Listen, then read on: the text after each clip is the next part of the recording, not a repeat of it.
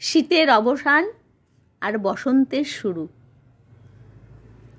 প্রকৃতির এই অদল বদল আমাদের চোখে পড়ছে। এবার কিন্তু আমাদের বসন্তকাল আগমন আমরা বুঝতে পারছি। চারিদিকে কেমন পাতাগুলো গাছ থেকে ঝরে ঝরে পড়ে যাচ্ছে। আমরা কিন্তু বাজারে সজনে ফুলের আগমন দেখতে পাচ্ছি। তো আমাদের এই সজনে ফুল শরীরের ভীষণ উপকারী একটা এই সিজনের জন্য খুবই ভালো। আগেকার দিনে ওষুধপত্র ছিল না, এই সব শাকসবজি ফলমূল খেয়ে মানুষ তার রোগ নিবারণ করত। তো আজকে আমি বানিয়ে নিচ্ছি সজনে ফুলের পকোড়া। সজনে ফুল বাজার থেকে নিয়ে এসে খুব ভালো করে 2-3 বার ধুয়ে নিতে হবে। ওর মধ্যে কিন্তু ছোট্ট ছোট্ট ওর ডান্ডাগুলো থাকে। বারবার ধুয়ে নিলে ওই ডান্ডাগুলো কিন্তু জলের নিচেতে পড়ে যায়।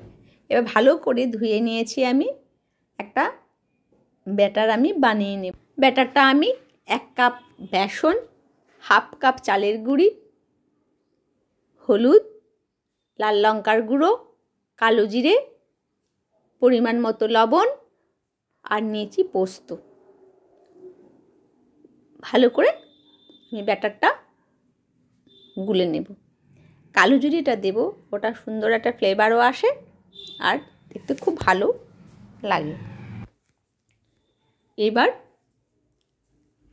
এই ব্যাটারটার মধ্যে কিন্তু কম জল দিয়ে ব্যাটারটা আমি গুলব, কারণ ফুলগুলো আমি ধুয়েছি, ফুলগুলোতে কিন্তু জল থাকবে, সেই জন্য বেশি পাতলা হয়ে যাবে। তার জন্য কিন্তু ব্যাটারটা একটু পুরু করে বানাতে হবে। আর ওই ব্যাটারের মধ্যে আমি যখন বানাবো তখন গরম তেল একটু আমি দিয়ে দেবো, তাহলে কী হবে, আমার পকোড়াগুলো খুব মুচমুচে হবে। তো ফুলগুলো আমি দিয়ে দিচ্ছি, দিয়ে কিন্তু আমি ওটাকে মাখিয়ে নেব। যদি জল লাগে তখন আবার জল একটু দেওয়া যাবে। আর নিজেদের টেস্টের মতো আপনারা বানিয়ে নেবেন।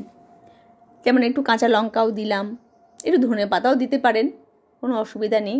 পকোড়া তো পেঁয়াজ কুচিও দিতে পারেন, আমি কিন্তু তা দিইনি, আপনারা দিতেই পারেন। কড়াইয়ে তেল গরম করে নিয়েছি। সামান্য পরিমাণ তেল তুলে আমি ব্যাটারের মধ্যে ওটা কিন্তু আমি একটু দিয়ে দেব, তাহলে পকোড়াটা একটু মুচমুচে হবে। এবার আমি পকোড়াগুলো একটা একটা করে আমি কড়াইয়ের মধ্যে ছেড়ে দেব। তো এইভাবে আমি নিয়ে এপিট ওপিট করে পকোড়াগুলো আমি সব ভেজে নেব। তো প্রত্যেকবারই এই সিজন বদলের সময়তে আমরা যদি শুরু থেকে খেয়ে থাকি, এবার নিম পাতা, সজনে ফুলের পকোড়া হোক, চচ্চড়ি হোক, অনেক রকম করেই খাওয়া যায়।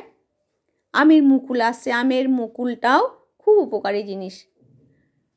তো এইভাবে পকোড়াটা আমার মোটামুটি ভাজা হয়ে গেছে। আরও কিছু ছিল, সেটাও আমি বানিয়ে নিচ্ছি। আমরা গরম গরম ভাতের সাথেও খেতে পারি,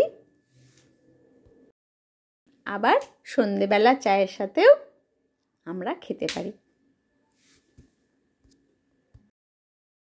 ভালো থাকবেন, সুস্থ থাকবেন। দেখা হবে আবার পরবর্তী ভিডিওতে।